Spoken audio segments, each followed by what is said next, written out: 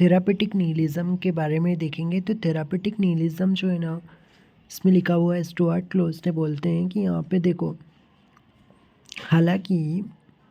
Civilised world में सब जगह होम्योपैथी स्प्रेड हो गई है, बहुत सारे मिलियंस ऑफ पेशेंट हैं, थाउजेंड्स ऑफ डॉक्टर्स हैं, बहुत सारे, ये सब होने के बावजूद भी उस होम्योपैथी को वो क्या नहीं मिल पाया, never found open and general acceptance in medical profession. ठीक है, इतना स्प्रेड हो गई है सिविलाइज वर्ल्ड में, थाउजेंड्स ऑफ डॉक्टर्स है, प्रैक्टिशनर है, मिलियंस ऑफ पेशेंट है, उसके बाद भी उसको एक्सेप्टेंस नहीं मिल पा रहा है। ठीक है, क्यों, ऐसा क्यों हो रहा है? क्योंकि कहीं ना कहीं प्रिंसिपल्स को थोड़ा समझने में वो हो रहा है। ठीक है, प्रिंसिपल्स नहीं समझ पा रहे थे, इसलिए ऐसा हो रहा है ना, एक्सेप्टेंस, जनरल एक्सेप्टेंस नहीं मिल पा रहा है। ठीक है, तो ये चीज़ें, हालांकि ये भी है कि आजकल जो धीरे धीरे जैसे जैसे टाइम्स जा रहा है, टाइम समय बीतता जा रहा है, तो ये हैनीमैनियन प्रिंसिपल्स को क्या है कि परसेप्टिबल होते जा रहे हैं, ज़्यादा लोग उसको समझने लगे हैं, टाइम जैसे जैसे गुजरता जा रहा है। फिर क्या बताया इनने यहाँ पे कि एक अनदर इलस्ट्रेशन की ये बात है कि जितने भी सारे पोएट्स हैं, प्रोफेट्स हैं और फिलोसफर्स हैं,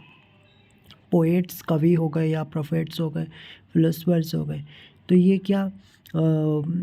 क्या परस्यू करते हैं कि ये लोग जो पहले जो बातें बता देते हैं, पोएट, प्रोफेसेट मतलब जो भविष्यवाणी करने वाले लोग,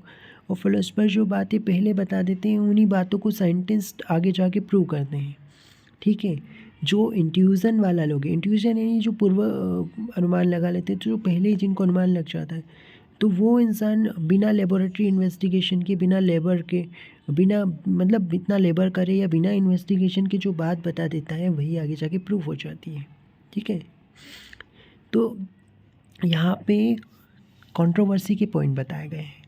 कि किन टॉपिक, ऐसे कौन से सब्जेक्ट है, सब्जेक्ट ऑफ कंट्रोवर्सी क्या है, क्यों, किस बात के लिए अपनी होम्योपैथी का इतना कंट्रोवर्सी होती है। तो 4 इसमें टॉपिक दिए हुए हैं, सब्जेक्ट ऑफ कंट्रोवर्सी के 4 सब्जेक्ट है। पहला सब्जेक्ट है अपने general principle of curative medication, है ना, general principle of curative medication, ये पहला हो गया। दूसरा क्या है, पोटेंटाइजेशन और मिनिमम डोज। तीसरा है आपका प्रूविंग हेल्दी पर्सन पे प्रूविंग, और चौथा है सिंगल रेमेडी। ये 4 सब्जेक्ट हैं कंट्रोवर्सी के। ठीक है, अब क्या है कि जो सिस्टमेटिक इन्वेस्टिगेशन, इस एक्सपेरिमेंटर्स वाले जो लोग हैं, ये लोग इसको क्या करते हैं, समझ नहीं पा रहे हैं, इसलिए ये जो लोग हाइजीन मेथड को अपनाते हैं, सर्जिकल मेथड्स को यूज़ करते हैं, सीरम और वैक्सीनेशन वाले लोग हैं,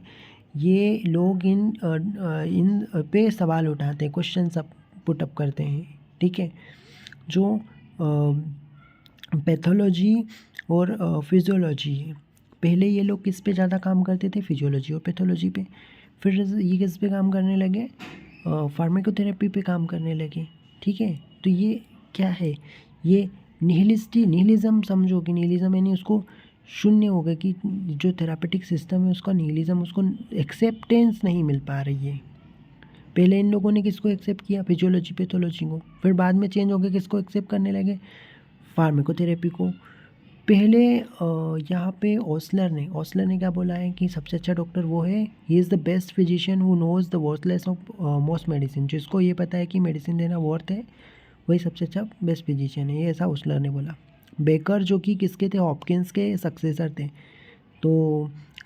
हॉपकिंस का जो उत्तराधिकारी बेकर था, उसने क्या बोला कि the death blow comes first to the polypharmacy, सबसे पहला आघात किस पे पड़ा, पॉलीफार्मेसी पे। ठीक है, बहुत सारे पॉलीफार्मेसी वाले जो है वो आजकल के, उनकी हालत कैसी हो गई, पॉलीफार्मेसी वालों की हालत आजकल कैसी हो गई, मोरिबंड यानी मरणासन स्थिति में आ चुके हैं, मरने जैसी हालत हो गई है पॉलीफार्मेसी वालों की। फिर यहाँ पे अगले पैराग्राफ में जो है बिलिंग्स जो है, जो अमेरिकन मेडिकल एसोसिएशन के प्रेसिडेंट थे बिलिंग, उन्होंने क्या कहा, drugs with exception of quinine in malaria, mercury in syphilis valueless for the cure. मतलब क्या है कि जितने भी ड्रग्स हैं वो वैल्यूलेस हैं, यूजलेस हैं, केवल एक्सेप्शन किसका बताया उनने, मलेरिया के केस में क्विनिन और सिफिलिस के केस में मर्करी, इनको छोड़ के सारे जो ड्रग्स हैं वो यूजलेस है क्योर के लिए। फिर जो मूजर थे फिलाडेल्फिया का, वो भी अमेरिकन मेडिकल एसोसिएशन के थे, तो उनने भी बताया कि one seize less and less of the use of drugs, मतलब काफ़ी कम होता जा रहा है ड्रग्स का, ठीक है। और जो कॉबर्ट ऑफ हार्वर्ड थे, ठीक है, कॉबर्ट ऑफ हार्वर्ड जो थे, उसने भी यहाँ पे क्या बताया कि उनने ये बताया कि उनको एक डाउट हुआ कि मैक्सिमम लोग तो बिना ड्रग के ही ठीक हो जाते हैं, तो उनका जो ट्रस्ट है, जो उनका फेथ है, वो क्यूरेटिव पावर ऑफ ड्रग पे से उठता जा रहा है, क्योंकि मैक्सिमम लोग तो बिना मेडिकेशन के ही ठीक हो जाते हैं, तो फिर उनका trust curative power of drug में उठता जा रहा है, ऐसा बताया उनने, ठीक है। अब यहाँ पे क्या है कि जो प्रोफेशन के अंधेपन, यहाँ पे ब्लाइंडेड बाय प्रोफेशन की वजह से लोग क्या हो गए हैं, ब्लाइंडेड हो गए हैं, बहुत ही ज़्यादा प्रेजुडाइज हो गए, और इस बात का इनको क्या है, प्राइड है, अभिमान है प्रोफेशन का, इन लोगों को क्या है, प्राइड है, अभिमान है प्रोफेशन का। तो इसकी वजह से प्रोफेशन का अभिमान में और प्रेजुडाइजेशन की वजह से डोमिनेंट स्कूल वाले लोग क्या हो चुके हैं, ब्लाइंड हो चुके हैं, और ये जो बातें कई सदियों पहले सेंचुरी एगो ह्यूमन बता गए थे, वो आज साइंस प्रूव कर रहा है, ठीक है, पर ये अभिमान की वजह से उसको एक्सेप्ट नहीं कर रहे हैं, ऐसा भी इनने बताया। फिर उसके बाद में बहुत ही लिटिल प्रोफेशन ऐसे हैं जो कि ओपन माइंडेड वाले होते हैं, जो कि अपने पर्सनल चीज़ों को ना सोचते हुए साइंटिफिक स्पिरिट को अपनाते हैं, जिनमें ट्रूली साइंटिफिक स्पिरिट होती है, वो बहुत ही कम लोग ऐसे हैं जिनमें जेलेसी नहीं होती है, और जो लोग प्रेजुडाइज नहीं होते हैं, जो लोग प्योर साइंस पे भरोसा करते हैं, वैसे बहुत ही कम मेडिकल प्रोफेशन बचे हुए हैं। फिर एक रिस्पेक्ट में क्या होता है कि जो ओल्ड स्कूल के जो लीडर्स हैं वो सही भी हैं, क्योंकि वो लोग एटलीस्ट डिसीज़ को ट्रीट करने के लिए मेडिसिन तो दे रहे हैं, लेकिन वो सही इसलिए नहीं है क्योंकि वो मिनिमम डोज नहीं देते और ना ही लॉ ऑफ सिमिलिया को फॉलो करते हैं। तो वो गलत इसलिए है क्योंकि वो मिनिमम डोज नहीं देते और लॉ ऑफ सिमिलिया को फॉलो नहीं करते, लेकिन एक रिस्पेक्ट में वो मेडिसिन तो दे रहे हैं, इस रिस्पेक्ट में वो थोड़े से एनिमल के हिसाब, मतलब थोड़ा तो सही भी है, लेकिन गलत किस नज़रिए से है कि वो मिनिमम डोज नहीं देते और इंजूरियस ये क्या देते हैं, लॉ ऑफ सिमिलिया को फॉलो नहीं करते, इसलिए वो जो कर रहे हैं वो इंजूरियस है और वो यूज़लेस है। फिर सबसे बड़ा ट्रुथ क्या है कि जो होम्योपैथिक स्टूडेंट है ना, उसको ये पता है कि जो फिजियोलॉजिकल डोज दिया जाता है ना, तो वो सिक हेल्दी पर्सन को क्या कर सकता है, सिक बना सकता है। फिजियोलॉजिकल डोज पर अपन प्रूविंग करते हैं, तो मटीरिया मेडिका में अपन को बहुत सारे ड्रग्स की फिजियोलॉजिकल एक्शन पता है, ठीक है, तो इससे अपन बता सकते हैं कि भाई जो हेल्दी पर्सन को खिलाओगे तो कितना बेड इफेक्ट आएगा, प्रूविंग हो जाती है ना। तो अगर सिक पर्सन पे आप अगर फिजियोलॉजिकल डोज दोगे तो वो तो ऑलरेडी क्या कर रहा है, सफ़र कर रहा है, तो उससे तो उसको कितना ज़्यादा बेड इफेक्ट पड़ने वाला है, तो यही बात इन्हें आप बता दी। फिर इसके बाद वाले पैराग्राफ में उन्होंने क्या बताया कि डोमिनेंट स्कूल ऑफ मेडिसिन वाले जो लोग हैं ना, ये लोग क्या कर रहे हैं कि दे हैव चेंजेस जो होते जा रहे हैं आजकल, ठीक है, सीरम और वैक्सीन थेरेपीज आते जा रही है आजकल, ठीक है, तो जो कई ईयर एगो पहले ही ये साबित हो चुकी है, ठीक है। और जैसे कि जो साइंस ऑफ बायोलॉजी, फिजियोलॉजी, ये पैथोलॉजी, बैक्टीरियोलॉजी, ये सब बहुत ज़्यादा इनमें एडवांसमेंट होता जा रहा है, रिसर्च और डिस्कवरीज होती जा रही है ना। प्रिंसिपल्स जो है वो पर उसमें अपन को भी प्रिंसिपल वही दिख रहे हैं जो ह्यूमन सर पहले बता गए हैं, ठीक है। मॉडर्न बायोलॉजिकल साइंस जो होता है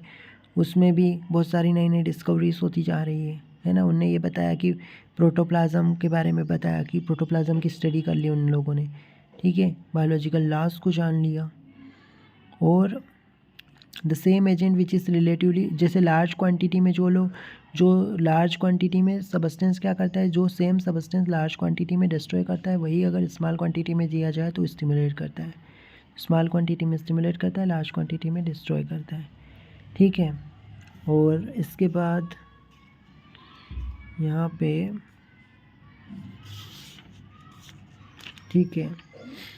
तो जो लिविंग ऑर्गेनिज्म है ये रिएक्शंस देखने को मिलती है, living reactions in the living subject manifest themselves in perceptible function and tissue changes. Reactions अपन को टिश्यू चेंजेस की, इधर जो बायोलॉजिकल वाले ने बताया ना, इसमें भी यही बताया गया है कि जो रिएक्शंस होती है, सेल की रिएक्शन होती है स्टिमुलाई के लिए, वो यहाँ पे बताया गया है। तो कोई भी लिविंग ऑर्गेनिज्म जो है वो रिएक्ट करता है स्टिमुलाई के लिए, ठीक है। अब यहाँ पे पैथोजेनेटिक इफ़ेक्ट जो है वो लार्ज डोज में क्या होता है, डैमेज करता है। लार्ज डोज अपने को डैमेज करता है, वही स्मॉल डोज जो होता है वो स्टिमुलेटिंग इफ़ेक्ट डालता है, ठीक है। और चाहे वो टेंजिबल हो, दिखाई देने वाला हो, चाहे इंटेंजिबल हो, पैथोलॉजिकल एजेंट अगर अब पैथोजेनेटिक एजेंट जब आते हैं तो उसके लिए लिविंग ऑर्गेनिज्म को जो है वो बायोलॉजिस्ट ने पहले ही बता दिया ना कि वो रिएक्ट करता है, ठीक है। तो यही सब बातें बताई हैं कि अपन लिविंग ऑर्गेनिज्म रिएक्ट करते हैं, चाहे वो टेंजिबल इंटेंजिबल जो एजेंट्स आते हैं उनके लिए अपन रिएक्ट करते हैं, स्टिमुलाई के अगेंस्ट अपन रिएक्ट करते हैं, ठीक है। और मॉडर्न मेडिसिन में जो सीरा और वैक्सीन थेरेपीज़ आ रही है, लाओप्सिमिलिया जैसे कोई फॉलो कर रही है, तो ये जो बाद में डिस्कवरीज हुई वो पहले ही एनिमल सर पहले ही बता चुके हैं, ठीक है। तो यही सब है इसमें। और